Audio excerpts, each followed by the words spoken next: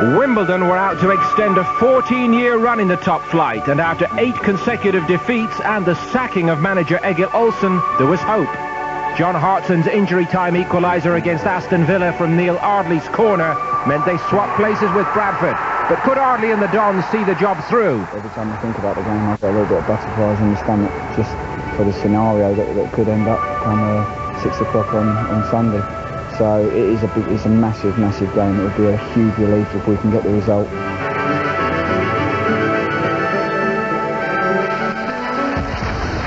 And welcome to the highlight show with me, Paul Dempsey. First then, Wimbledon's crucial trip to Southampton. The Saints passed masters at last day's survival.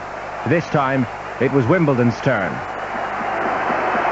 Kevin Davis was relegated with Blackburn last season, but his return to Southampton has been a success. And Marians Parhars has set himself a high standard, 12 goals in an improving team.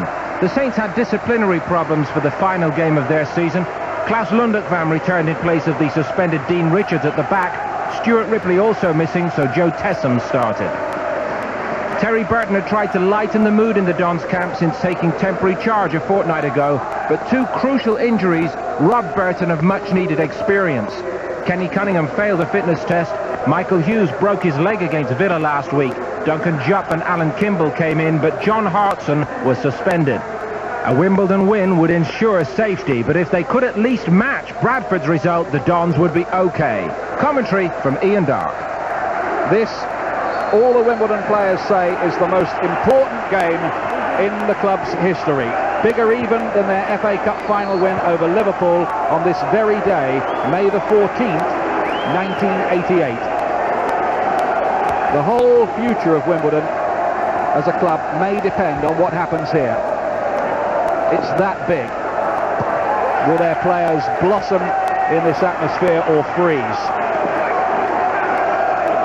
Mind you, a bit hard to freeze in these temperatures. It's up in the 70s here.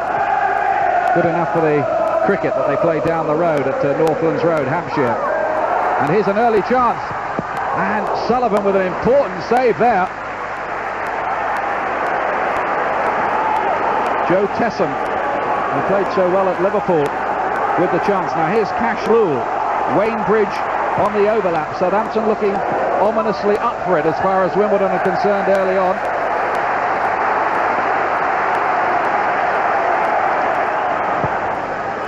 Here's Oakley. Up towards Tessum. Pretty handy and versatile player, Joe Tessum. Lundekvam kicked his own skipper, Jason Dodd, there, but Dodd seems to be all right. Wimbledon beginning to push forward more. It's Ardley, and that's well struck and kept out by Neil Moss.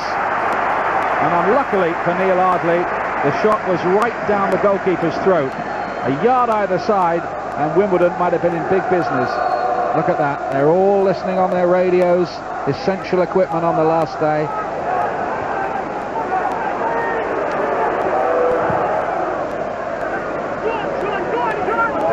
Ardley did well. Court picking it up. Now Anderson. Nice looking ball. Jason Ewell. Can he make anything of this? Gale is in the middle. Oh, and Ewell was so close with his cross shot. Well, there was another moment with Wimbledon's fortune seemingly spinning before their eyes.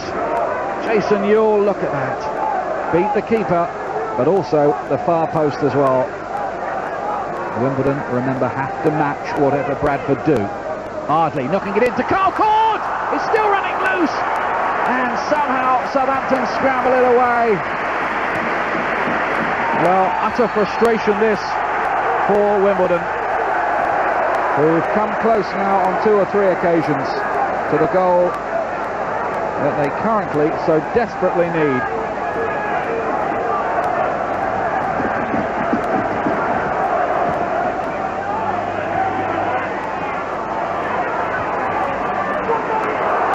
That's a misplaced pass by Court, and Parhars takes advantage. Then streaming forward, it's Parhars still. Wimbledon missed the chance to clear. They fed it to Cashlul. Saltbed on the turn, and luckily for Wimbledon, straight at the goalkeeper, Neil Sullivan. It was some desperate defending involved there from Wimbledon, who had chances to clear twice. And this is a clear opportunity for Saltvet.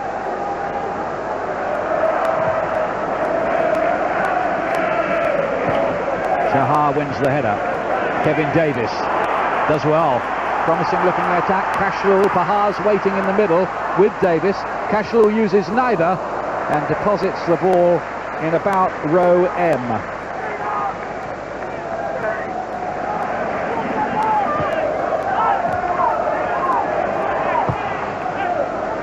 Now Pahar's for Southampton. Off on one of those mazy little runs, goes down. And the referee's reaching for a yellow card here as well.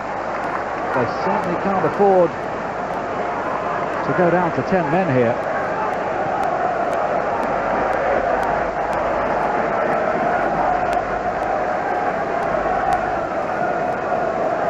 Here's the free kick.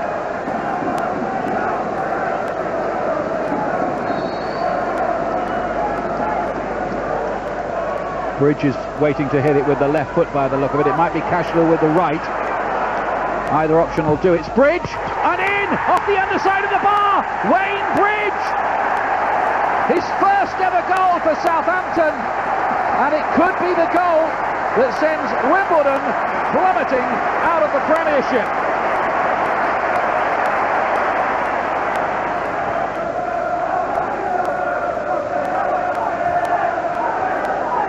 Dodd. That's a lovely little touch by Pahar's. Tessem on the left foot. Well struck. Oh, it whistled over the angle of post and bar. It was really well struck. Sullivan wouldn't have had a prayer.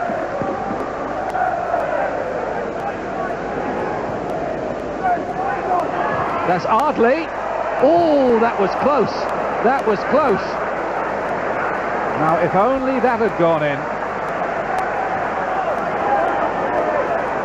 This is no time for faint hearts or caution. It has to be cavalier and gung-ho. It's Anderson chipping it towards the back post. Carl caught!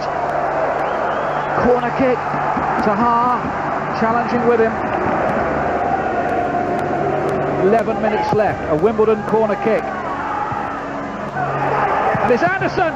And it was blocked by Cashlul. I think it's Anderson again, and this time it hits his own player caught, bounces to Pahar's. It's him against two Wimbledon defenders. It's Marian Pahar's taking on Blackwell. He wants to curl one. He's beaten Blackwell, and he's beaten the goalkeeper too. And Marian Pahar's makes it 2-0. And that is another nail in the Wimbledon coffin. Dreadful bad luck for Wimbledon this. They had two shots blocked that looked goal-bound at the other end.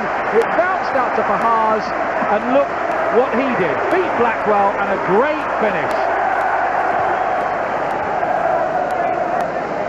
Pahar's wide to Jason Dodd. Pahar's not picked up as he made his run. Wimbledon tired legs now. Tessem drives it across the face of goal, and Marsden couldn't finish it on the far post.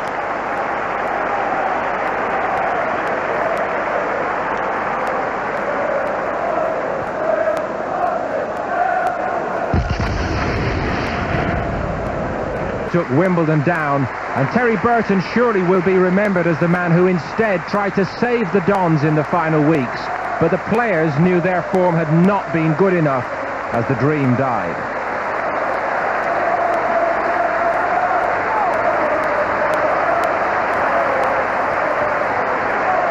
As always, the emotions speak for themselves.